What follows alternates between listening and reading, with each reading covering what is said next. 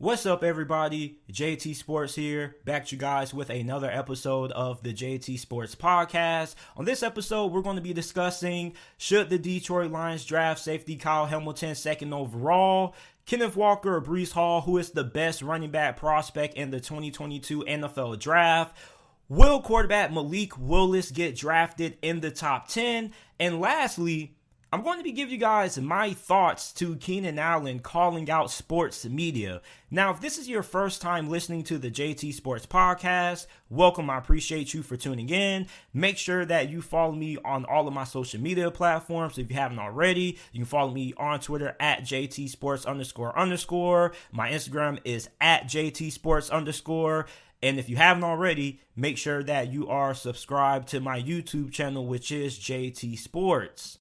I got a question from JT Sports on Twitter. He writes in and asks, should the Detroit Lions draft Kyle Hamilton second overall? Now, before I answer this question, I want to tell you guys that my old Twitter account recently got hacked and it got disabled, so I had to create a new one. So if you guys have any questions that you guys would like to have answered potentially on the podcast, follow me on Twitter at JT Sports __. Submit your questions there, and potentially your question could be answered on a episode or segment of the JT Sports Podcast. Now, I'm not going to promise to answer every single question on the podcast. However, I will pick a couple of good questions that I get asked and I will feature them on the podcast. So if you guys want your questions answered potentially on a episode, go ahead and submit them on Twitter at JT Sports __. So when you look at the Detroit Lions and the possibility of them drafting Notre Dame safety Kyle Hamilton, a lot of people are going to tell you that you shouldn't draft a defensive back in the top 5 or the top 10. Normally, you see quarterbacks, offensive tackles, and pass rushers going in the top 5 and the top 10 the majority of the time. However, Kyle Hamilton isn't your typical defensive back. This is somebody who did it all at Notre Dame. He pretty much played safety, but he was utilized in the slot, sometimes as like another linebacker in certain scenarios. So with Kyle Hamilton, when you have somebody who has this kind of skill set and this kind of versatility, it's pretty reasonable to make the argument for them being drafted in the top 5 and the top 10. This isn't your traditional coverage safety or your traditional run support safety. This is somebody who can cover tight ends, running backs in the passing game. This is somebody who can help out against the run, get tackles behind the line of scrimmage. This is also somebody who has really good ball skills and is really good in coverage. So Kyle Hamilton can do it all. When you have somebody who can have this kind of contribution on defense in the run game and in the passing game, it's definitely fair to make the conversation of them being one of the first players to get taken off the board. And Kyle Hamilton is one of the most talented prospects in this draft class. To me, he's the best defensive player in this draft class. But, it's funny because Kyle Hamilton got a lot of love before the combine. And then after his combine performance, a lot of people are now starting to harp on him. And then, there are a lot of people now, since we're in the midst of draft season, who are now starting to dive into the film. And some people's first impressions of Kyle Hamilton aren't all that impressive. And I can understand, because you look at Kyle Hamilton, he's 6'4", 220 pounds, and him running a 4.59 is kind of a disappointment. I'm not even going to lie to you, because I'm thinking Kyle Hamilton was going to be like this freak athlete who was going to test crazy and off the charts and whatnot, and it didn't really happen. But that doesn't mean he's not a great athlete. He's a phenomenal athlete. I mean, he has great range, great length. He's very fluid for his size. He's a great athlete. He's just not an explosive athlete. He's really, he has a really good football IQ. He's really good when it comes to diagnosing plays. When he sees it, he's coming down. Like, that's the thing that I don't think not enough people talk about with Kyle Hamilton. Like, this guy is a natural football player. Like, he has a natural nose for the football. Like, you guys saw the ridiculous interceptions that he had against Florida State. One which he literally tracked the ball from halfway across the field and intercepted it on the sidelines. Like, it was a ridiculous play. Like, if I didn't get a copyright strike for every single time I wanted to show, some clips, I would show you guys the clips. But, YouTube and they're done behind a little fair use system, or they're done behind copyright system. But you look at Kyle Hamilton. When he gets inside the box, this guy is a monster. And for Detroit, like, if you're Dan Campbell and defensive coordinator Aaron Glenn, you probably might have to go through a little bit of trial and error to find out what is the best way to utilize Kyle Hamilton. Because inside the box, this dude is like another linebacker. He's like making plays behind the line of scrimmage. He's shutting down tight ends and running backs.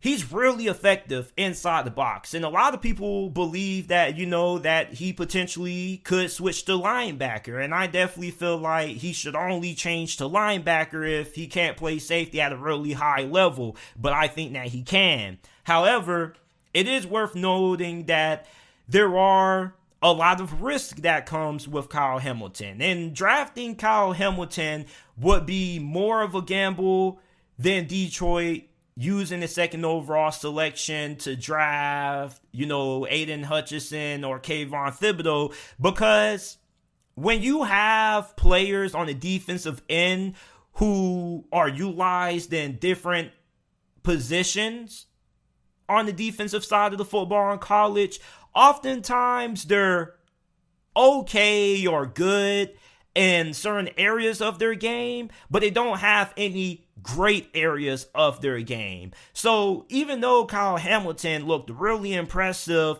with the ability to be versatile and play several different positions for Notre Dame, when he gets to Detroit, most likely that versatility is kind of going to go down a little bit. You're not going to be able to utilize him as much if you're the Detroit Lions, like Notre Dame was able to use him. And the reason why I say that is because, I don't really think that he's going to be covering a lot of receivers in the slot, because even though he is really good in coverage against tight ends and running backs, his coverage skills against wide receivers aren't really all that great. They're definitely a drop down compared to his coverage abilities against running backs and tight ends. Against receivers, not all that great. And when you're going against slot receivers in the NFL, like, you have to have really good burst and really good short area quickness, something that Kyle Hamilton doesn't really have. So I don't really think that we're going to see Kyle Hamilton lining up and guarding receivers in the slot, because I just don't think that he has the functional short area quickness and burst to be able to play the slot position at a high level. However, I do feel like he's going to be really good coming downhill against the run and run support and whatnot. He also is going to be really good in nickel and dime packages, can kind of be used as like another linebacker in a sense. So for Kyle Hamilton, really his success is going to be dependent on, one, the creativity of the defensive coordinator that he's going to. Two, you have to have a defensive coordinator that is going to be patient with Kyle Hamilton, and also a defensive coordinator that is going to be willing to experiment, because you saw Michael Parsons. He was very versatile. He played linebacker and he also played edge, but there was a learning curve. So when you have somebody like Kyle Hamilton, you have to find a defensive coordinator that can kind of unpack things in a way that isn't going to confuse him and doesn't end up in him having a disastrous rookie season. Because with Arizona, remember when they first drafted Isaiah Simmons? He barely was touching the field. Like, his NFL debut was terrible. He had a lot of missed assignments. He wasn't all that great in coverage. And Arizona had to keep moving Isaiah Simmons around until they was able to find a good place for him that was best able to utilize his strengths. So for the Detroit Lions and their defensive coordinator, Aaron Glenn, I do think potentially there is going to be a little bit of trial and error when it comes to drafting Kyle Hamilton. And a lot of people probably going to make the argument and say that JT, taking the safety at 2 is dumb because we already know that pass rushers result in more wins and they impact the game more than safeties, which it's true to an extent. And the reason why I say to extend is because, yes, pass rushers impact the game and a little bit more than what great safeties do. But if you have a truly elite safety like a Tyrann Mathieu and a Mika Fitzpatrick that can contribute against the run in the pass and are also really good when it comes to covering running backs and tight ends, your defense is going to be taken to another level. And on top of that, when you have a safety that can do this many things, you have a safety that pretty much is giving you maybe 2 or 3 wins. So I would take 2-3 wins compared to maybe a pass rusher that may only get me 2-3 wins. You feel me? And I understand that the risk with Kyle Hamilton is a lot higher compared to the risk if you were to draft Aiden or Kayvon Thibodeau out of Oregon. But I just feel like you look at the upside.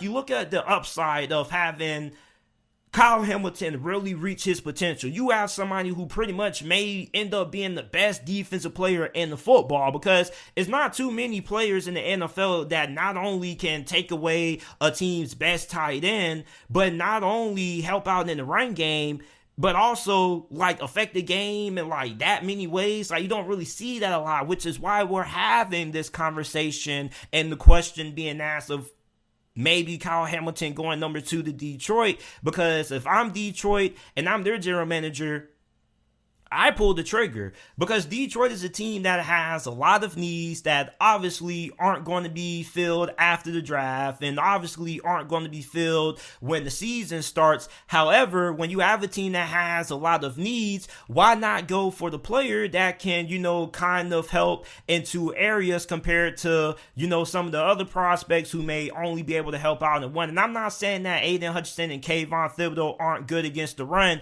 Both those guys are pretty good against the run. All I'm saying is that you're going to have a safety in Kyle Hamilton who is going to help the run defense, which your linebacker unit isn't all that great. So when Kyle Hamilton's on the field, he's kind of like another linebacker. You're going to improve the secondary by drafting Kyle Hamilton. So you have somebody who's good in pass coverage in the back end. Well, at least I think he should hold up in coverage pretty well, despite the fact that he doesn't have, the speed that you would like him to have or you expect him to have. I still think he'll be pretty fine in coverage, because people forget Justin Simmons, safety for the Denver Broncos, ran a 4.61 when he was coming out, and he's perfectly fine. He's one of the best safeties in the league right now. So I'm not too worried about Kyle Hamilton in coverage. So you have somebody who can guard tight ends, running backs, get in on the run game, and also, hold up his end of the bargain and be what a safety's supposed to be, the last line of protection in the back end. You have somebody who can do 4 things? And this is only one player. So you're pretty much getting 3 players in one, in my opinion, the way I look at it. So if I'm the general manager for the Detroit Lions, I take Kyle Hamilton at 2. He can impact the game in more ways than what Aiden Hutchinson and Kayvon Thibodeau could, even though those guys may impact it at a way higher level than what Kyle Hamilton may be able to do it. But I think that Kyle Hamilton, if I'm Detroit, he would be my pick. And also with Kyle Hamilton, if he ends up going crazy right off the back, Detroit is going to have a Pro Bowler and an All-Pro. So that's something that you will like to see when you have, a new regime pretty much going in. So I would take Kyle Hamilton with the 2nd overall pick, but you guys let me know who you guys would take 2nd overall if you were the Detroit Lions. Now, every year around draft time, you always have a couple of positions going in that you don't really know who the clear-cut number one is. For this year, it's running back. A lot of people are arguing who is RB1 in this year's draft between Breece Hall and Kenneth Walker. And when you look at Breece Hall, like, I think right off the bat, he is RB1 in this draft class because, like, he is a better all-purpose back than Kenneth Walker. Kenneth Walker only had 13 receptions last season for Michigan State. And during his time at Wake Forest before he transferred to Michigan State, he still wasn't really all that much of a factor in the passing game. And it's kind of disappointing because, like, he's 5'9", 211 pounds, and this guy is super fast. He has quick twitch. Like, this guy is phenomenal in the open field. Like, I don't know if maybe his hands just aren't that great, or if Wake Forest and Michigan State didn't really do a good job of trying to feature him more in the passing game, given the structure of their offense. It's just that you would like to see more from Kenneth Walker when it comes to his involvement in the passing game. You look at Breece Hall, like, this guy was truly the definition of an all-purpose back at Iowa State. And that's not going off his full 3 years starting at Iowa State. This is just going off last season. Last season, 2021, he had 253 carries, ran for 1,472 rushing yards, 5.8 yards per carry, had 20 touchdowns. And he also had 36 catches for 302 receiving yards as well. So you look at Breece Hall, look at a running back who, to me, he's somebody who you can use in more ways than how you could use Kenneth Walker. Because for Kenneth Walker, if you get into third and long, or if you get into a third down where you have to throw the football to convert, you might be taking Kenneth Walker off the field and putting in a running back who may be a better pass-catching option. So for Kenneth Walker, you definitely would like to see his hands be more better, or you would like to see him have a little bit more involvement in the passing game. But that's not completely the full basis of the argument for why I think Breece Hall is better. I also think that Breece Hall is really good after contact. Like, this guy is a wrecking ball. And Kenneth Walker, to his credit, is also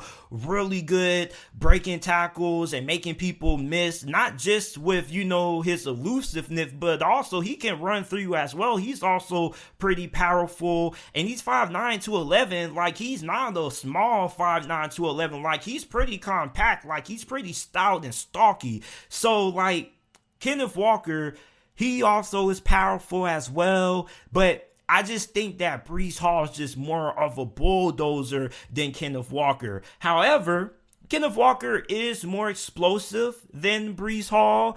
Breece Hall, it does take him a while to get into gear. His acceleration isn't as fast as I would like it to be for a running back who some people are trying to make the argument that he should be drafted in the first round. You would like for him to have quicker acceleration. Sometimes it takes him a while to hit the hole. For Kenneth Walker, this guy goes 0 to 100 real quick.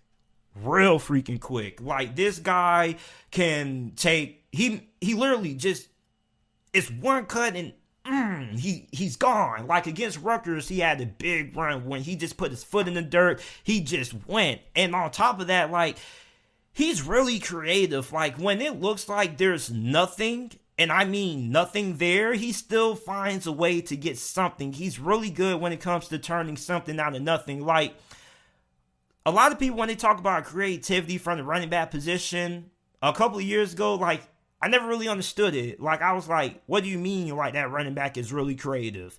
Watching Kenneth Walker, I understand it now. When the hole's not there, he's able to find one, or he's able to create his own one. Like, he's wiggle, and he's really hard to bring down in the open field. He has a bevy of ways that he can get past you. He can either run over you, or he can shift past you with a juke move. Like, this guy just has incredible twitchiness. Like, I can't even describe it as quickness or agility. Like, this guy just, he has twitch, like elite twitch. Like, it's like he doesn't even have to think when he sees you coming up. Like, it's just, He just does it. He just makes a move. Like, everything just comes second nature to him. Doesn't have to think about anything. That's what I mean by quick twitch. Like, he's not like I don't really know how to describe it or really put it into words. It's just like, he doesn't really react. He just goes.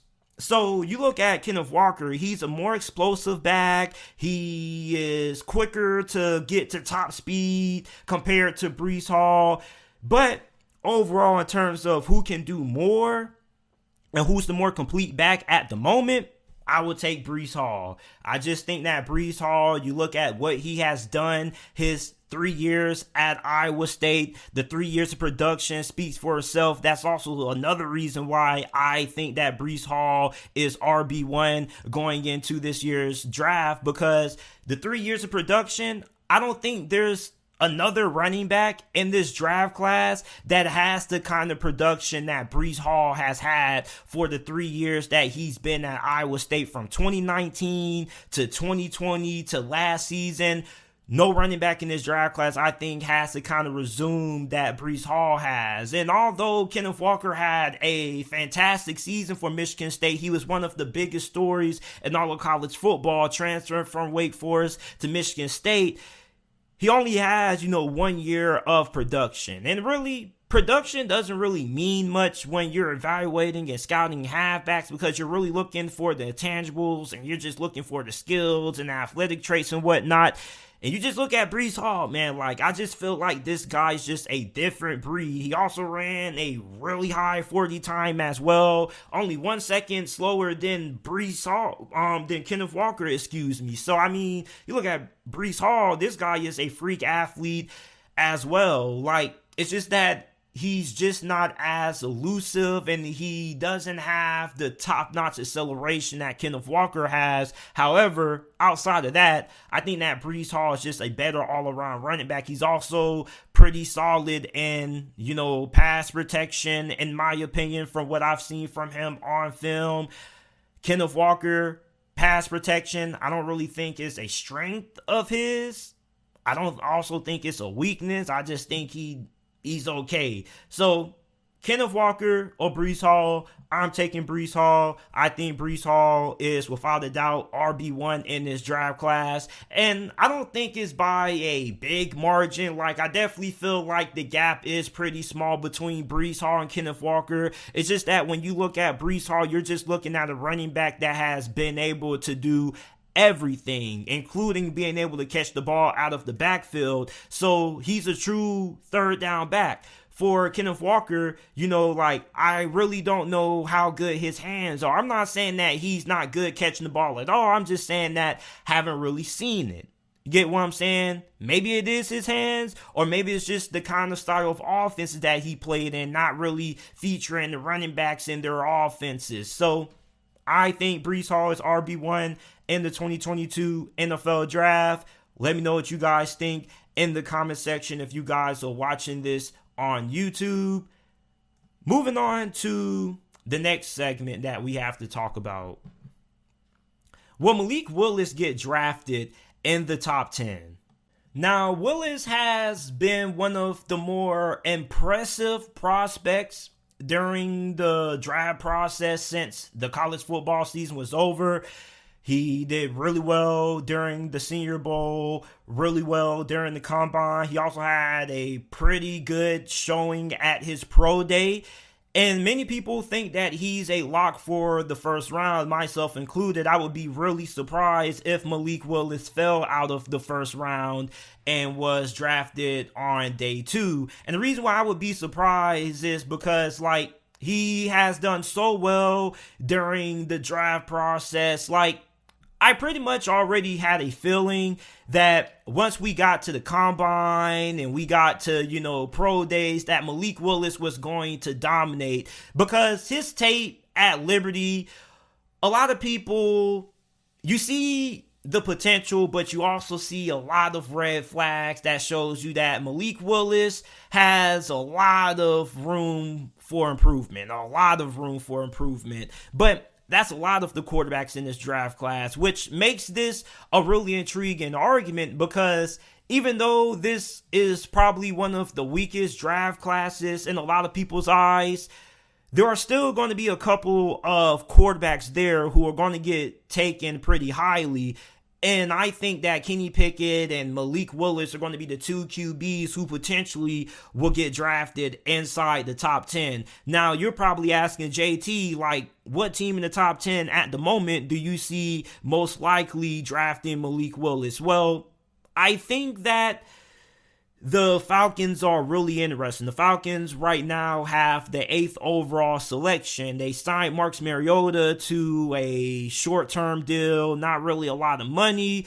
So you could bring in Malik Willis. He can sit behind Mariota for a year or a couple of weeks, depending on if Marcus Mariota is able to stay healthy. Then when it's Malik Willis' turn to step up or Marcus Mariota fizzles out, you put Malik in and you have your quarterback of the future. And for the Atlanta Falcons, like, they have a lot of needs. So, it may be a little bit of a stretch for them to go quarterback when you consider the fact that they have one of the worst rosters in the league, and they probably will be in the running for having the number 1 overall pick next season, or they're definitely going to be picking top 3, top 5. So they're going to have the opportunity to draft either a Bryce Young or a CJ Stroud or a Grayson McCall if they decide to declare for the draft next year. So you're going to have the opportunity to get another stab at drafting your franchise quarterback. You don't need a quarterback this year if you are Atlanta. For the Seattle Seahawks, they may be in a similar situation, not entirely of the fact that, Atlanta's roster is one of the worst in the league. Like, I don't think Seattle has one of the worst rosters in the NFL. However, their roster isn't all that great. It just isn't as bad as Atlanta's. Atlanta pretty much only has about 2 or maybe 3 great players, and that's about it. You look at Seattle, they just traded away Russell Wilson. They have Drew Lock. So, Drew Lock, we saw what he was during Denver, and he wasn't really all that great. So maybe Pete Carroll in Seattle take a flyer on Drew Lock and give him the opportunity to be their week 1 starter. However, why not go ahead and draft Malik Willis? Because, if Malik Willis hits, then you can get rid of Drew Lock, who doesn't really have, like a crazy contract, anything like that. So there really isn't no logical reason why Seattle shouldn't draft a quarterback, because you got Drew Lock. He can easily be cut or traded again if you want to get rid of him. So I really feel like, why would you settle for Drew Lock when you have the opportunity to go for bigger, and you need bigger? And it's not one of those situations where, well, JT, Drew Lock is good enough to win a couple of games. No, he's not. You get what I'm saying? Drew Lock isn't Jimmy Garoppolo or Alex Smith. He's not a quarterback that has proven that he has won. He just can't get it done in the postseason. Drew Lock has proven so far during his career that he's not really a great QB, so he has a little bit more to prove. So it isn't really the same scenario as a San Francisco or whatnot. So if you draft Malik Willis, if you're Seattle, you probably could have a similar situation to what New England had. Now, not completely 100% similar, but, there are a little bit of similarities in this, because you're going to have 2 quarterbacks who you could start either one. So you're going to have a quarterback competition, and depending on who gets the hot hand, that's who you start week 1. Now, if Drew Lock plays well, what happens then? Well, then you could maybe trade Drew Lock, or you keep Drew Lock, or you trade Malik Willis. Don't really know. It'll be kind of weird, but Seattle is definitely a team to look out for. Pittsburgh isn't in the top 10 necessarily, but I do think that Pittsburgh is heavily interested in Malik Willis. Out of all of the teams that I've seen the most rumors and the most stories about connected to Malik Willis, Pittsburgh has been the forefront of, those stories. It was one that came out that said that Mike Tomlin and Malik Willis went out to eat. They got wings. So I think that Pittsburgh is definitely a team that could end up pulling the trigger and trading up into the top 10 to draft Malik Willis. But a dark horse team could be the Detroit Lions.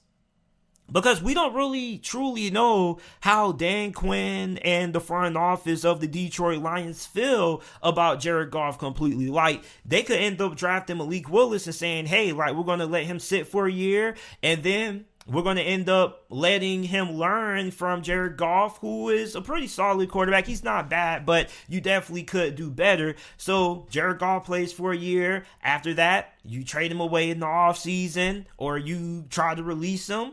And then Malik Willis ends up stepping up, or you let Malik Willis sit behind Jared Goff for 2 years instead of 1, allow him to get double the experience, double the learning, and, eventually start him when you're ready to move on from Jared Goff, and you can save out on his contract by releasing him. So I think that there are a lot more teams who could draft Malik Willis, but I think that there is a strong possibility that Malik Willis gets drafted in the top 10, and I think that he won't.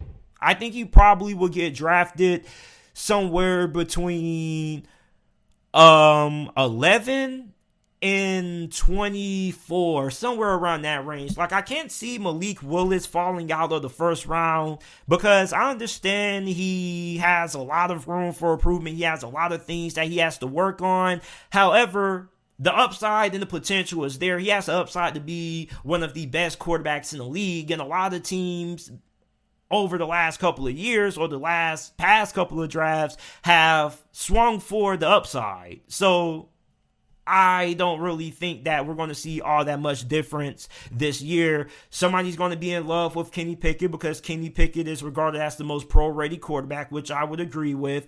And there's going to be somebody who's going to fall in love with the upside of Malik Willis, who probably is the quarterback who has the highest upside compared to the other quarterbacks in this class. So I could see Malik Willis getting drafted in the top 10. I don't think it'll happen. I think he's going to go somewhere between 13 and 24, but I wouldn't be shocked if it did happen. And I definitely wouldn't be shocked if we seen a team trade up a lot to get Malik Willis into the top 10 to acquire one of those top 10 selections, because pretty much there are a lot of teams who could end up trading down, like Jacksonville, maybe. Detroit, maybe. The Giants have 2 top 10 picks, so maybe they could trade one of those for more additional capital. So there are a lot of teams that potentially could trade up to draft Malik Willis that I'm not even talking about, like New Orleans. Like New Orleans brought back Jameis Winston, but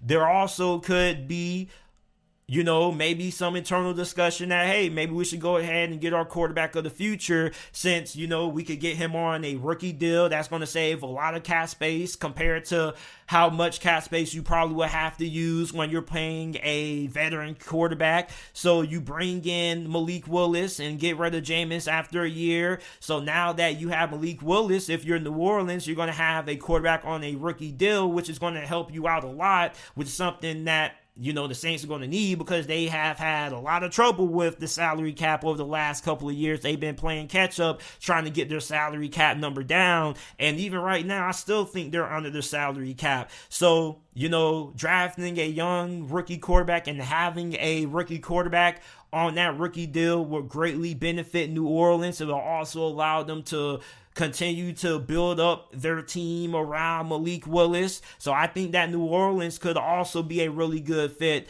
I think Tennessee could be a dark horse team that not too many people are talking about. Just saying, like, the quarterback market in the NFL is at an all-time high. Like, this is like the quarterbacks that we have in the NFL now are better than the quarterbacks that we've had a decade ago. And even, like the worst quarterbacks in the league a decade ago would be considered to be middle of the pack. So you look at all the teams who are in the need for a quarterback. There's going to be a team that I think is going to draft Malik Willis. I just don't think that is going to be in the top 10. However, I do think that he is a sure-in lock for the first round. Just can't see him getting drafted in the top 10. It's like, it's so many great defensive prospects. Like, I don't think that teams are going to be willing to pass up on a Kayvon Thibodeau in favor of a Malik Willis, because, like, the reason why some teams in the top 10 may be opposed to drafting Malik Willis is because, like, you're not going to be able to start him day one. So what's the point of using a first round pick or a top 10 pick on somebody who's not going to have an impact on my franchise right away? Because some teams aren't looking for the future. Some teams are drafting prospects who can come in and help them win right away. So some teams might not be in the market for drafting Malik Willis in the top 10. They may be looking at other players on the defensive end who they would like to use their top 10 selection on. So let me know what you guys think. Do you guys think Malik Willis will get drafted in the top 10? Let me know down in the comment section if you are watching this on YouTube.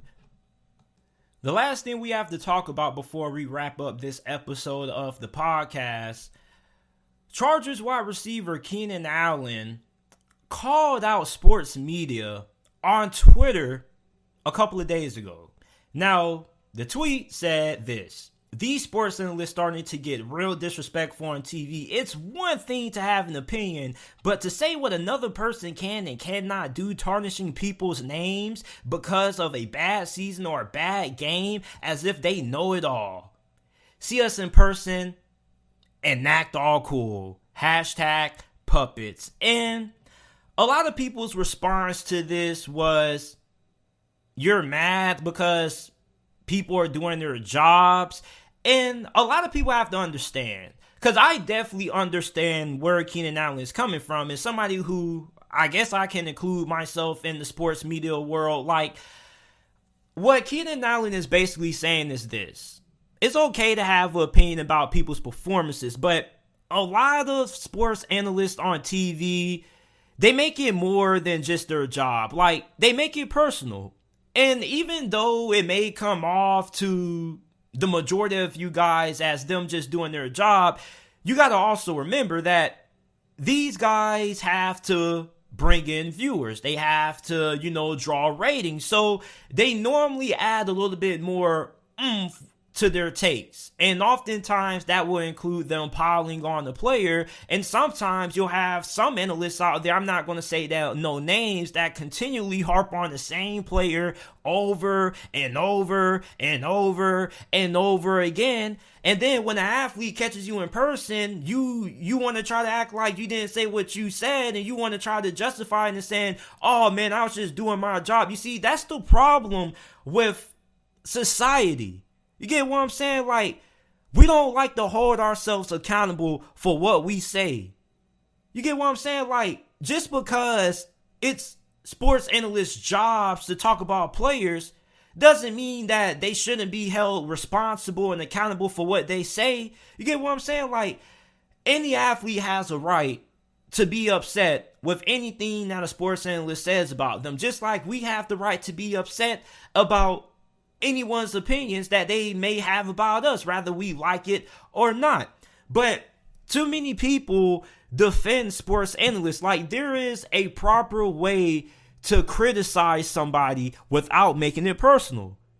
And a lot of people keep saying these analysts are just doing their jobs, they're not making it personal. But if you watch some of these takes, they make it personal. They literally, like, not all the time, but depending on, the kind of relationship they have with the player, if this is a player that they've traded jabs with in the past, they will continue to pile on with them, and they'll continue to go at them and things like that. Like, a good example, well, I know I said I wasn't going to drop no names, so I guess I lied, my bad, but Colin Cowherd. So Colin Cowherd continually goes at Baker Mayfield over and over again after one bad game. Doesn't really talk that much about when Baker Mayfield has good games, but mainly only talks about Baker Mayfield when he's doing bad. Skip Bayless continually harps on LeBron James. Like, literally, like, every day it's a Skip Bayless, LeBron James hate tweet. Like, it's a difference between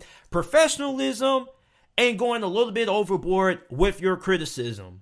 Like, there's a difference between professionalism and making it personal. And too many times, sports analysts on television don't realize that they're making it personal. Like, it's okay to criticize players. And it's going to be players out there who are going to have soft skin, who may be a little bit more sensitive to light criticism than most. You're going to have some who have tough skin who don't really care about it at all. But I definitely do understand where Keenan Allen is coming from.